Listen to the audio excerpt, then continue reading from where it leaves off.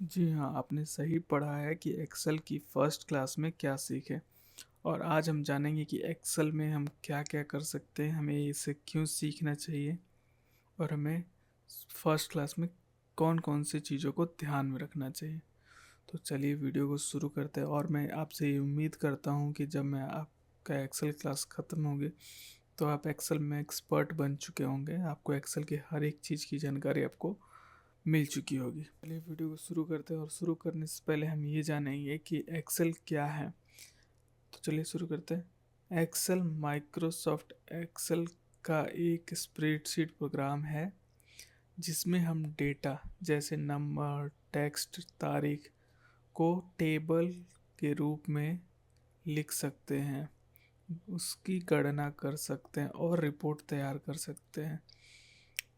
इसका जो खास आम तौर पर जो उपयोग होता है वो डेटा को व्यवस्थित करने, कैलकुलेशन करने, स्कूल में मार्कशीट बनाने, ऑफिस या फैक्ट्री या दुकानों में बिलिंग करने, सैलरी स्लिप बनाने, आईडी कार्ड बनाने, किसी भी तरह की आईडी कार्ड हो सकती है उसे बनाने और डेटा को एंट्री करने में मदद मिलती है। अब बात करें तो एक्सेल हमें क्यों सीखना चाहिए। तो एक्सेल हर कंपनी में एक्सेल की ज़रूरत होती है। बैंक चाहे वो बैंकिंग हो, स्कूल हो, ऑफिस हो, दुकानें हो। एक्सेल सीखने से आपकी सैलरी बढ़ने का मौका मिल जाता है।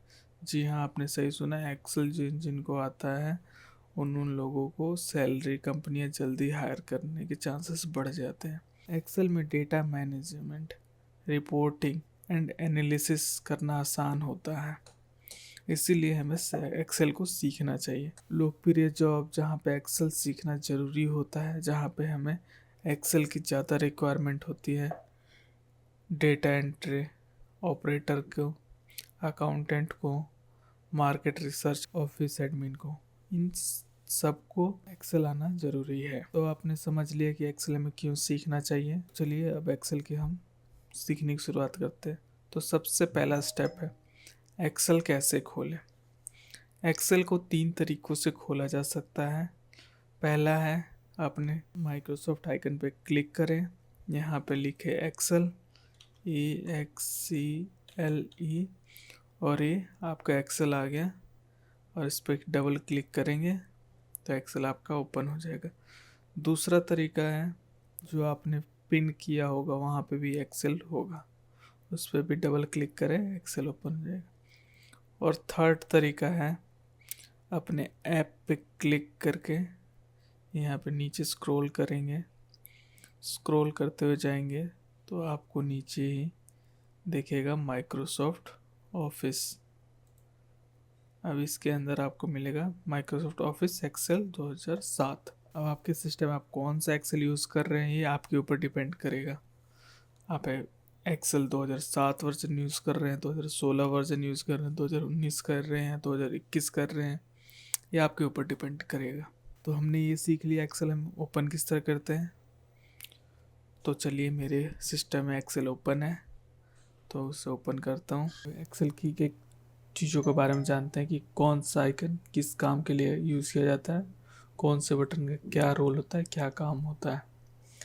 तो सबसे पहले आप लेफ्ट हैंड साइड कॉर्नर में देखेंगे जो ये आपको ग्लो कर रहा है, ये माइक्रोसॉफ्ट का जो लोगो आपको दिख रहा है। इस पर अगर हम राइट क्लिक करते हैं, इस पर क्लिक करते हैं, सर राइट क्लिक बोला मैंने, क्लिक करते तो आपको ये मेन्यू बार ओपन होता हुआ दिख जाएगा।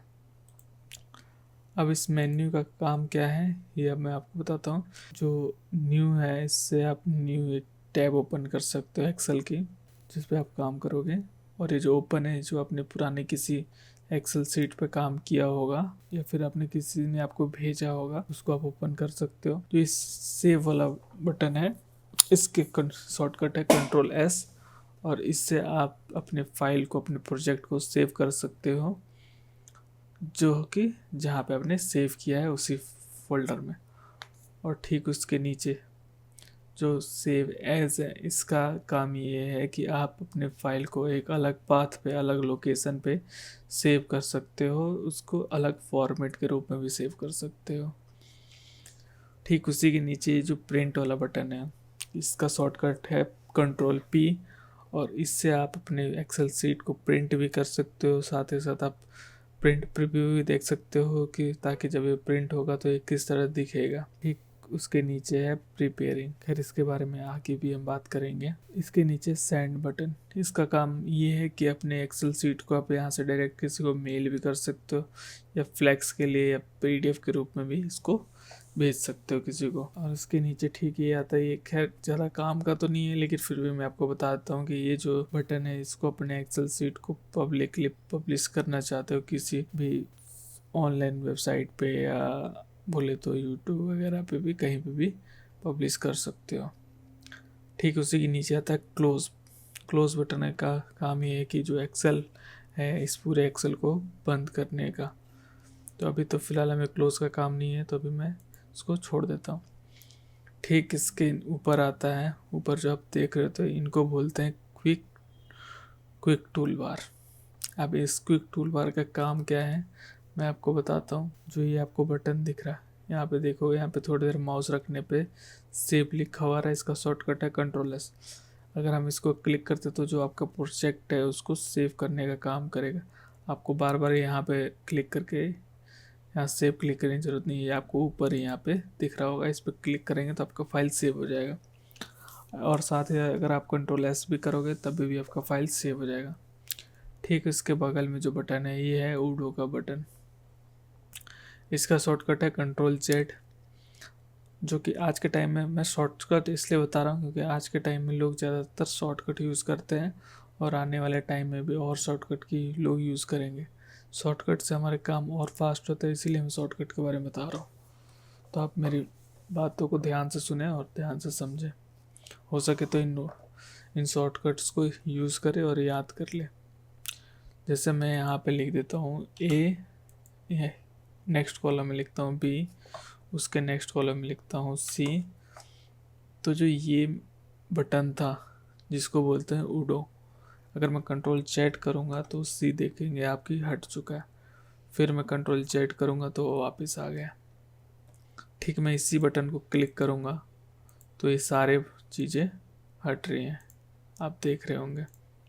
ठीक मैं इसके आगे वाले जिसको बोलते हैं रीडो, जो कि डिलीट हुई चीज़ों को वापस लाने में मदद करता है। तो इस पर हम क्लिक करेंगे तो जो हमने ये डिलीट किया था वापस आ गया। फिर उसके आगे फिर से उसी को क्लिक करेंगे तो ये भी हमने जो डिलीट किया था वो वापस आ गया।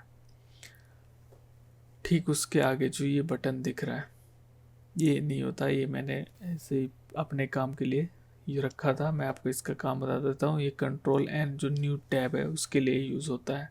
तो जो है आपको ये अगला उसके अगला आगे ये जो बटन दिख रहा है इसको बोलते हैं क्विक एक्सेस टूल बार कस्टमाइज़र।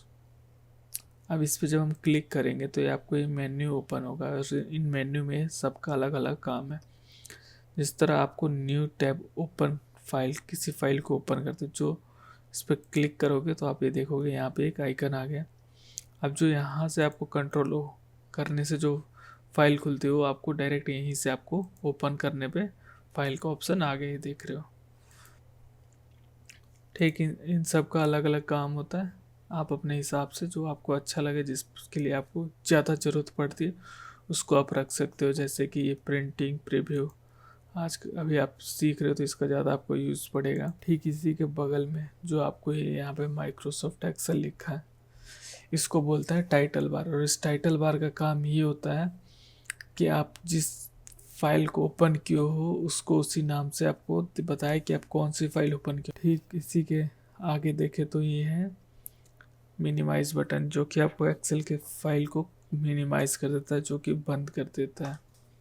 ठीक उसके बगल में आता है रिसाइज बटन, जो कि आपकी एक्सेल फाइल को छोटा और बड़ा कर दे। जैसे मैं करके दिखाऊं, ये छोटा हो गया, फिर इसी पे क्लिक करूँगा तो ये बड़ा हो गया, और मैं इसी मिनिमाइज बटन को क्लिक करता हूँ तो देखोगे कि ये मिनिमाइज हो गया। अब आप चाहते हैं कि अगर आप इसको और छोटा बड़ा करना चाहें तो आप इसके जो ये क्रॉस है इसके थोड़ा आगे जाएंगे। ये क्रॉस ही नहीं बल्कि आप किसी भी साइड ऊपर जाओ तो आप जो ये एरो आप देख रहे होगे, एरो इसका जो देख रहे हो कि ये अलग ही तरीके का एरो बन जा रहा है।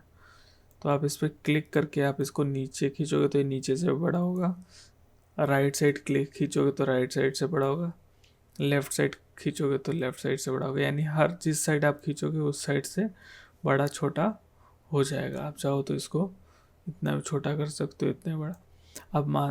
अब जब आप छोटा इसको कर देते हो तो अगर आपको इसको मूव करना हो तो आपको जो ये ऊपर जो टाइटल बार था, इस टाइटल बार को पकड़ के ही टाइटल बार पर लेफ़्ट बटन क्लिक करके माउस का इसको मूव कर सकते हो, और जहाँ पे आप इसको रखोगे ये उधर ही रुक जाएगा। तो चलिए, अब आप समझ गए हैं। आप जब इसको यूज़ कर रहे हो तो आपको इस लास्ट वाले बटन से आप तो पता ही होगा कि क्या होता है, इससे आपका पूरा एक्सेल क्लोज हो जाएगा। तो हमारी ये पूरी वाली ऊपर वाली लाइन ख़त्म हो गई है। अब हम चलते हैं नीचे वाली लाइन में, इसका क्या काम है। अब ठीक इसके नीचे वाली जो ये वाली पट्टी है, ठीक इस नीचे वाली पट्टी को बोलते हैं रिबन। और इस रिबन में होम, इंसर्ट, पेज लेआउट, ये जितनी भी चीज़ें हैं इन सब को आप देख रहे होगे। जब मैं इस पर क्लिक कर रहा हूँ तो इन सब के अलग अलग बटन्स आ रहे हैं। तो जैसे जैसे हम लोग क्लास में आगे बढ़ते जाएंगे हमें पता चलेगा कि किस बटन का क्या काम है। इसी के नीचे जब आप आएंगे तो ये आपको जो एफएक्स लिखा है इसको बोलते हैं फार्मूला बार, जो कि हम जिस भी सेल में अगर हम काम कर रहे होंगे उसमें उस फार्मूला को यहाँ पे दिखाएगा।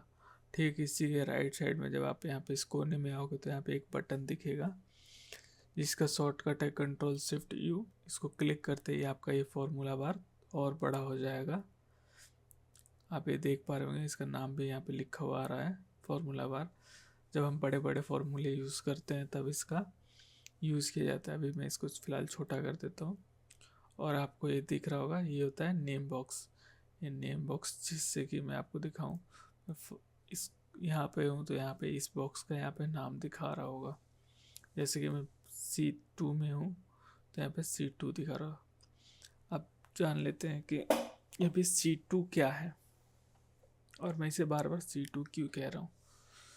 अब ये C2 हर बार चेंज होता रहता है। जो सा कॉलम आपका सिलेक्ट होगा वो वहाँ पे दिख रहा होगा, चेंज होता हुआ आ रहा है।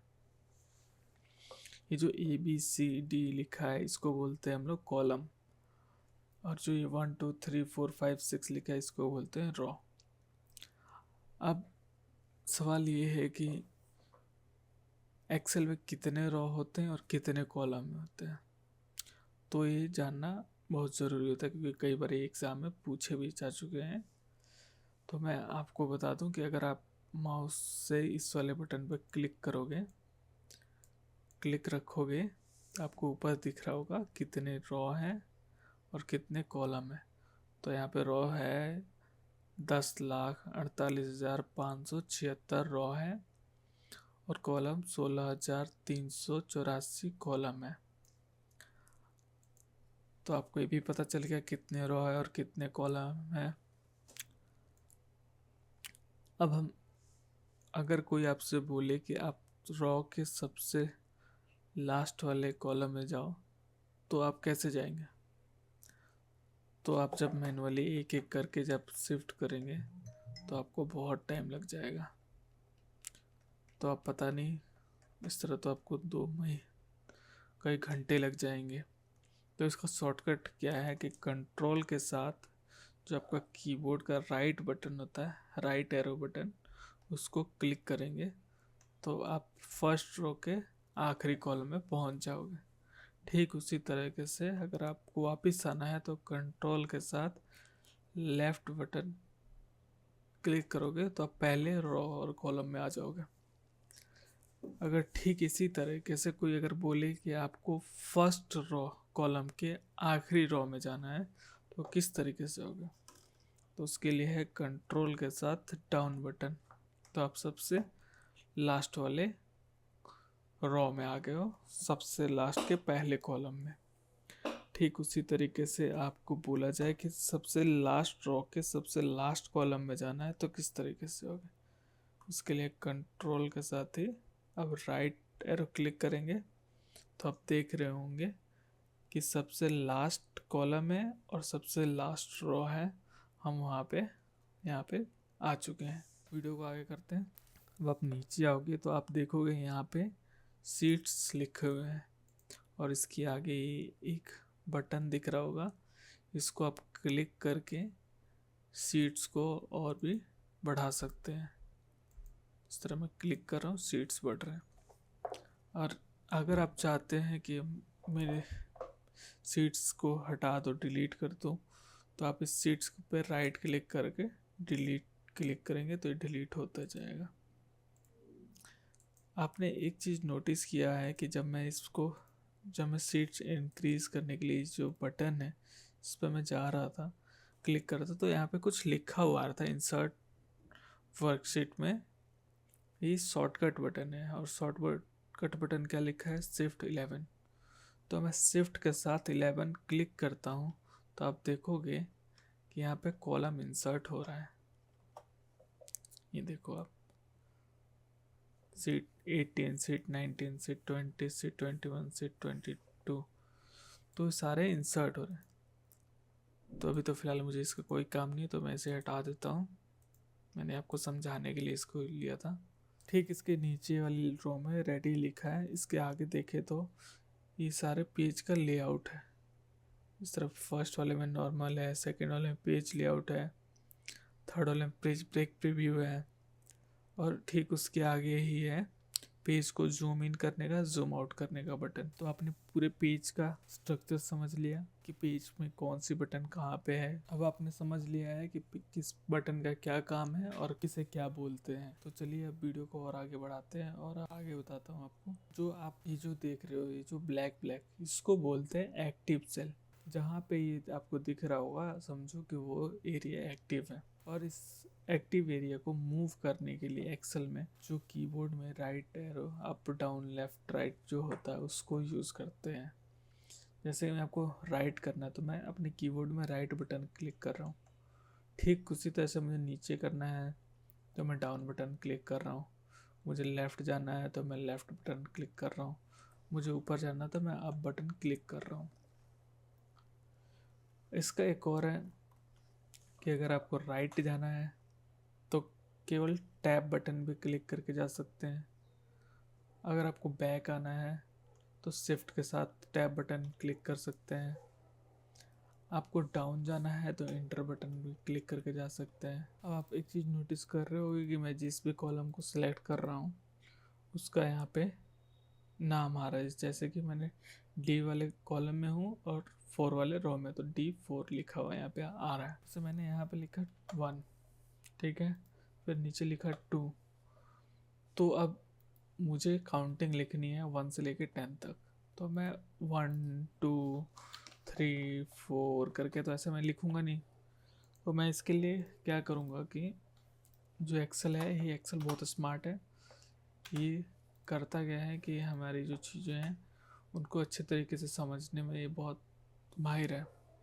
तो जैसे कि मुझे 1 2 से 10 तक लिखना है तो मैंने 1 और 2 लिखा और मैं 1 पे क्लिक किया।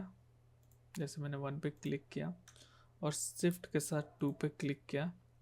अब जब आप ये जो देख रहे हो कि मेरा जो कर्सर है वो प्लस दिख रहा है, प्लस का आइकन है, और यहाँ पे 2 के नीचे एक डॉट बना हुआ दिख रहा है आपको।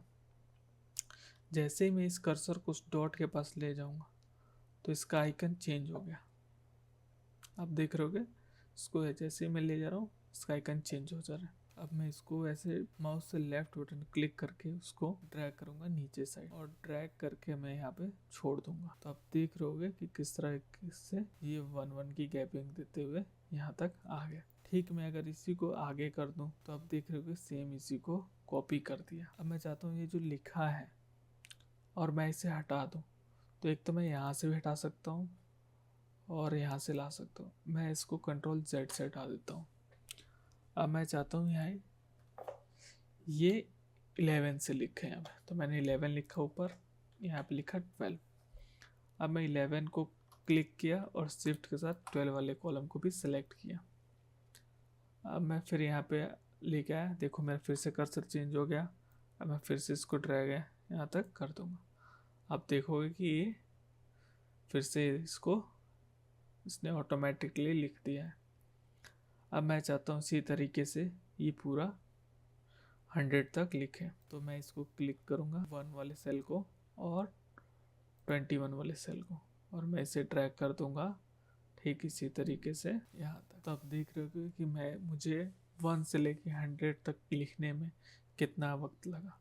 अगर मैं इसे मैनुअली टाइप करने लगूंगा तो मेरे बहुत टाइम वेस्ट होंगे। तो आज आपने ये सीखा कि ये एक्सेल में कौन से बटन किस लिए काम आते हैं, किस बटन को क्या कहते हैं और एक्सेल काम कैसे करता है। तो अगली क्लास में हम इससे एक स्टेप आगे जाएंगे। मिलते हैं अगली क्लास में, तब तक के लिए बाय बाय।